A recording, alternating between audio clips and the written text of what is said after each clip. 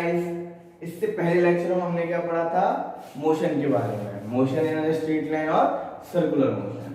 आज हम इस लेक्चर में पढ़ेंगे कि मोशन ही क्यों होता है, किसी भी बॉडी में क्यों मोशन होता है। तो एक सोचने वाली बात यह है कि जब भी हम किसी बॉडी पर धक्का लगाते हैं या फिर उसको फोर्स लगाते हैं तो बॉडी मूव करती है। अब इसके कुछ लॉज होते हैं, बॉडी मूव होने के लॉ होते हैं।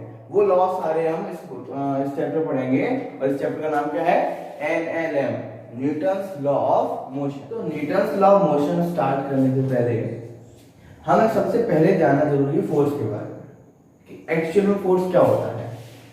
तो हम देखते हैं हम डेली लाइफ में हर दिन कई सारी एक्टिविटी ऐसी करते हैं जहां पर हमें फोर्स लगाना पड़ता है।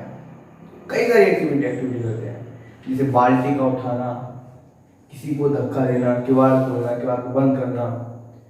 We are doing a lot of activity in the daily life that require a force. Without force we cannot do those things, है ना। अब जैसे एक ट्रेन चलती है, for example we take a train, engine क्या करता है? फोर्स लगाता है।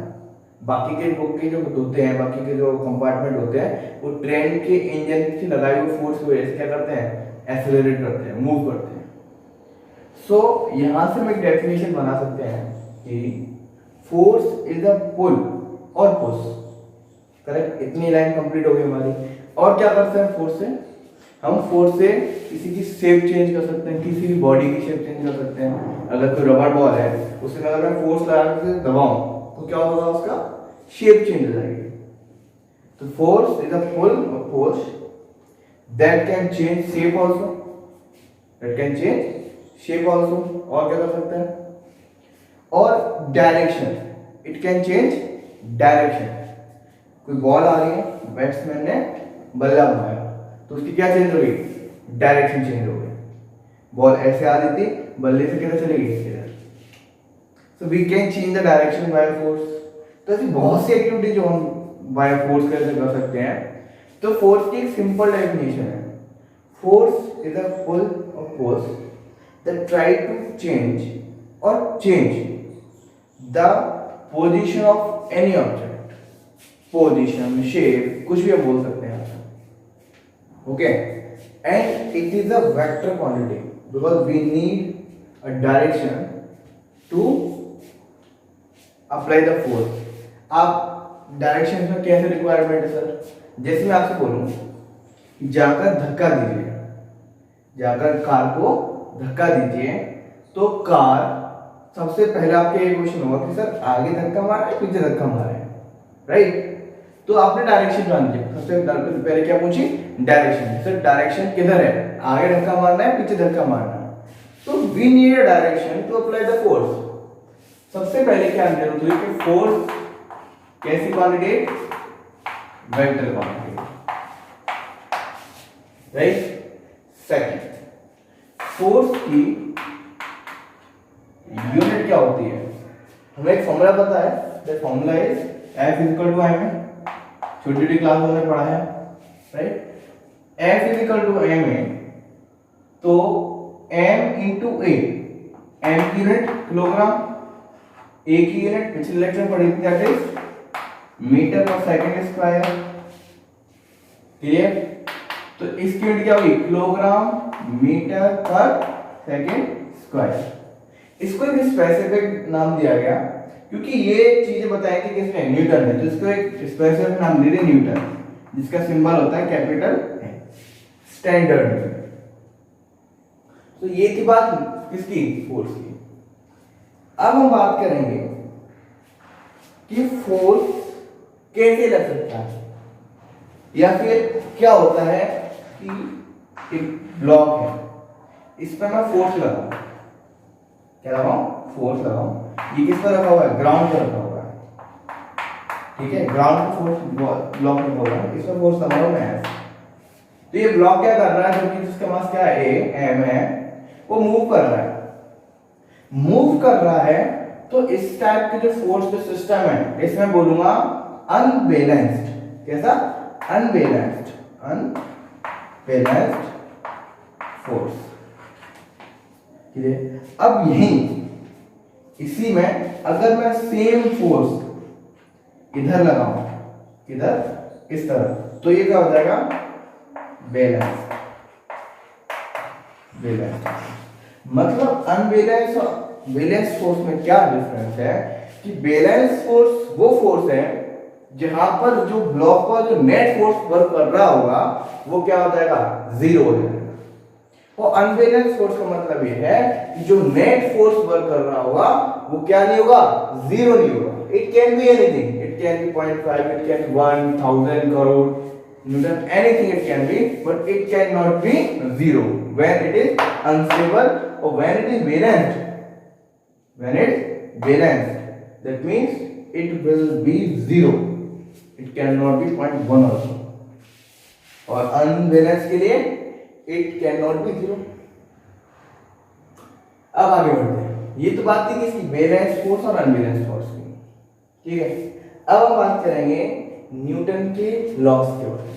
तो पहला लॉ उसने क्या दिया था कि बड़ा सिंपल सा है कि जैसे मैं अगर किसी ब्लॉक को या किसी ऑब्जेक्ट को एक जगह पर रख दूं, फॉर एग्जाम्पल एक जगह पर रख दूं, क्या उसकी मजाल है कि वो अपने आप वो ब्लॉक एक जगह से उठ के कहीं और चला जाए? नहीं जा सकता ना। क्यों? क्योंकि मैं उस पर क्या नहीं अप्लाई कर रहा हूं, फोर्स अप्लाई नहीं कर रहा हूं।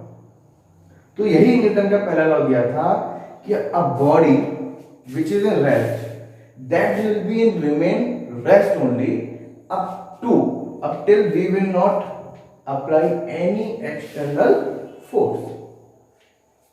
और when a body is moving, कोई कार मूव कर रही है, कांस्टेंट वेलोसिटी कार की मूविंग, उस पर ना मैं ब्रेक लगाऊं ना फ्रिक्शन फोर्स वर्क करे जो ग्राउंड और टायर के बीच में वर्क करता है, कोई भी एक्सटर्नल फोर्स ना वर्क करे, तो कार की जो स्पीड है, जिस स्पीड से वो चल रही है वही स्पीड से वो चलती रहेगी चलती रहेगी चलती रहेगी, तब तक उस पर कोई एक्सटर्नल फोर्स ना लगाया जाए उसे रोकने के लिए या फिर उसकी स्पीड को बढ़ाने के लिए।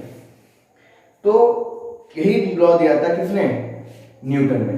तो that is the first law of Newton, that if a body is moving it will be remain moving until we will not apply any external force. अब सेकंड लॉ देखते हैं। सेकंड लॉ को समझने से पहले हमें एक और चीज समझनी होगी, दैट इज मोमेंटम। तो मोमेंटम क्या होता है? Momentum is the product of a mass and the velocity of that mass. यही क्या होता है? मोमेंटम होता है, और it is a vector quantity. Suppose एक बॉडी है हमारे पास, ब्लॉक है, this block has mass m, it's moving with the velocity v।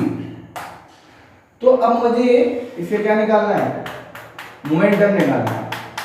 तो सबसे पहली बात, मोमेंटम का सिंबल होता है p, इसे क्या बोलते हैं? मोमेंटम। मोमेंटम का सिंबल क्या होता है? p। और मोमेंटम को मैंने डेफिनेशन में क्या बताया था? Momentum is the product of mass and the velocity of that mass. Mass and velocity, क्योंकि हमारा वेलोसिटी कैसा है? वेक्टर है। वेलोसिटी कैसी क्वांटिटी है? वेक्टर क्वांटिटी है। तो जब भी मैं किसी भी वेक्टर क्वांटिटी को एक स्केलर से मल्टीप्लाई करूंगा तो प्रोडक्ट हमारा क्या होता है? एक वेक्टर होता है। मोमेंटम हमारी कैसी क्वांटिटी है? वेक्टर क्वांटिटी है। तो इतना याद रखना कि मोमेंटम कैसी क्वांटिटी है? वेक्टर क्वांटिटी है। इसका मैग्नीट्यूड क्या होता है? m इंटू v, ठीक है। या बोल सकते हो p equal to m v, सीधा सिंपल, कोई झंझट नहीं, ठीक है। m into v. अब देखते हैं हम आगे से और क्या होता है। अब इसमें सेकंड लॉ के बारे में देखते हैं कि सेकंड लॉ इस मोमेंटम से कैसे रिलेट करता है। तो अब देखते हैं सेकंड लॉ के बारे में। सेकंड लॉ है क्या? तो सिंपली न्यूटन ने सेकंड लॉ दिया था, वो दिया था कि the rate of change of momentum of a body is called is directly proportional to the force. Confusing, अब सपोज ये v वेलोसिटी से चल रहा है, राइट, बट इस v वेलोसिटी से चलने के लिए अब इसके बाद मैंने इसे कुछ फोर्स अप्लाई किया, क्या अप्लाई किया, फोर्स अप्लाई किया इस ब्लॉक पर, कुछ भी, वो फोर्स अप्लाई करने के बाद t सेकंड में इस ब्लॉक की वेलोसिटी हो गई v डैश, क्या हो गई, v डैश। तो मुझे ये f की वैल्यू निकालनी है, जो एक वो f जिसकी वजह से ये v से v डैश हो गया, कितने टाइम में, t सेकंड में। तो इस v को निकालने के लिए हमारे पास फॉर्मूला क्या, वो लॉ क्या दिया था उसने, न्यूटन ने, the rate of change of momentum, मतलब डेल्टा p, रेट मतलब delta t is equal to the force applied on the body to change the momentum f। तो यही है हमारा second law of motion, second law, Newton second law. अब इसमें क्या है कि चेंज इन मोमेंटम, ओके जी, चेंज इन मोमेंटम समझते हैं। चेंज इन मोमेंटम का मोमेंटम क्या होता है, mv, डेल्टा mv। फिर m कैसा है, कांस्टेंट है, तो कांस्टेंट को चेंज होता नहीं है, और डेल्टा t, तो कांस्टेंट का कोई चेंज नहीं होता, तो m इनटू डेल्टा v हो गया, तो वेलोसिटी क्या थी, वेरिएबल है, राइट, अपॉन डेल्टा t, समझ में आता है। अब डेल्टा v का क्या मतलब, v फाइनल मतलब v इनिशियल, तो m into v dash minus v upon delta t। तो हमने पिछले लेक्चर में हमने पढ़ा है कि delta v upon delta t क्या होता है, एक्सेलरेशन होता है। Delta v upon delta t क्या होता है, एक्सेलरेशन होता है। तो इसे मैं अब ऐसे लिख सकता हूं क्या, f is equal to m into a. क्यों, क्योंकि इसकी जगह तो हम एक्सेलरेशन लिख सकते हैं ना, delta v upon delta t is equal to acceleration, तो m into a. So remember this two form. Question करके देखते हैं इसके ऊपर, क्या करते हैं, क्वेश्चन करते हैं।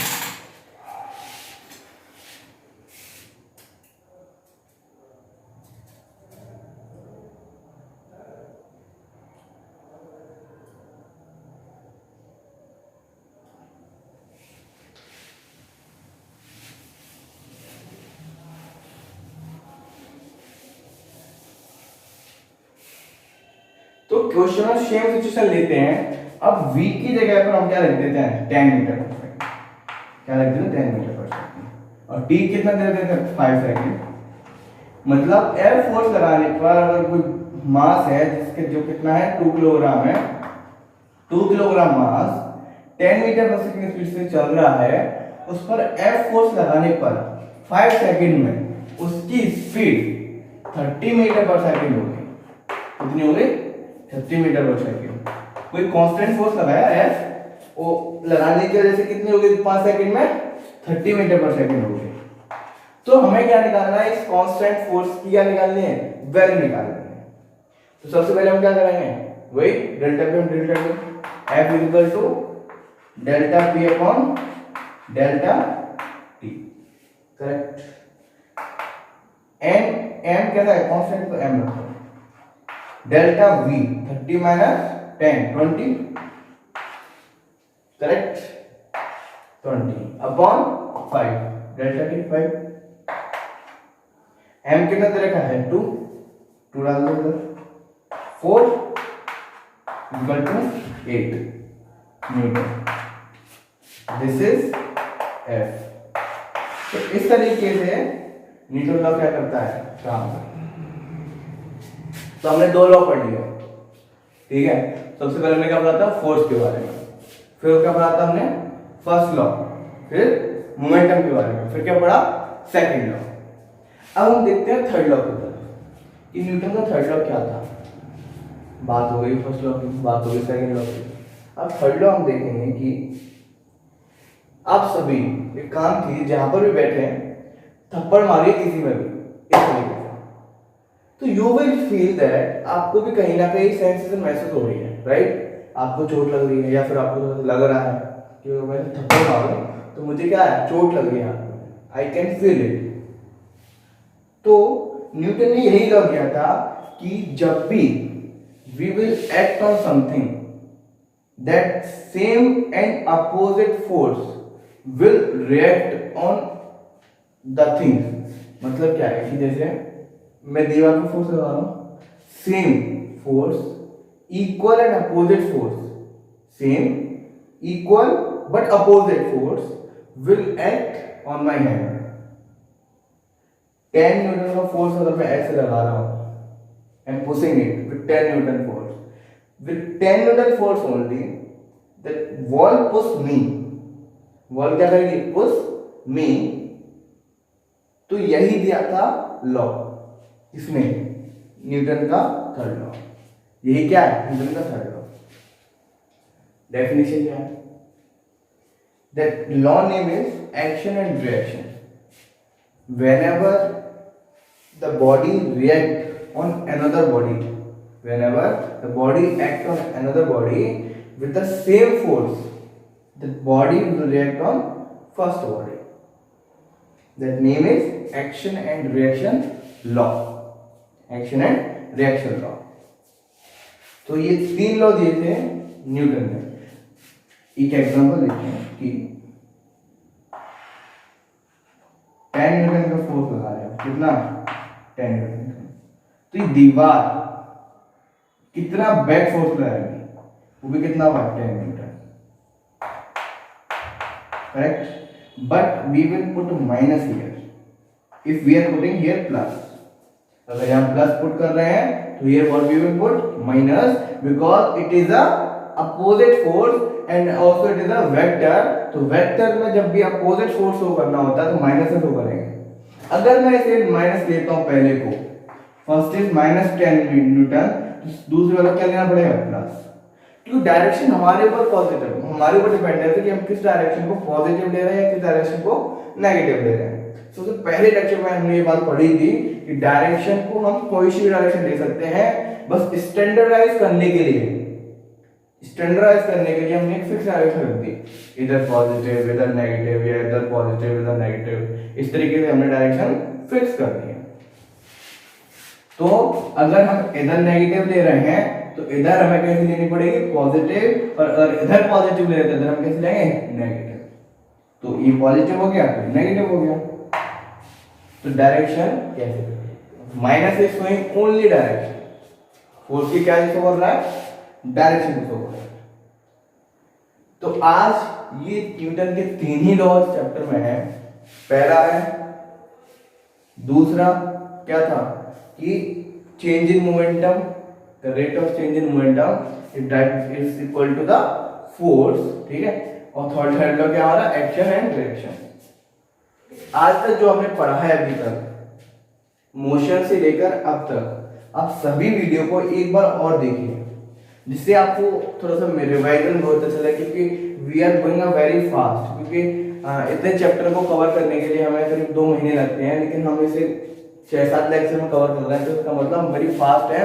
तो समझने के लिए, फीलिंग लेने के लिए फिजिक्स की, आप इन्हें एक दो बार और देखिए, जिससे आपको समझ में आना चाहिए, ठीक है। और इन सभी की क्वेश्चन प्रैक्टिस अगर आप करना चाहते हैं तो हमारे गिवन व्हाट्सएप नंबर पर कॉल कीजिए और पता कीजिए कि आप हमारे ग्रुप में कैसे जुड़ सकते हैं, और अपने दोस्तों को भी जोड़िए जो इस टाइम में पढ़ाई नहीं कर पा रहे हैं या जिनकी कॉलेजेस बंद होने की वजह से भी पढ़ नहीं पा रहे हैं। तो आप इस क्रूशियल टाइम में भी बड़ी अच्छी पढ़ाई कर सकते हैं। गुरुकुल एजुकेशन हब आपके साथ में खड़ा हुआ है।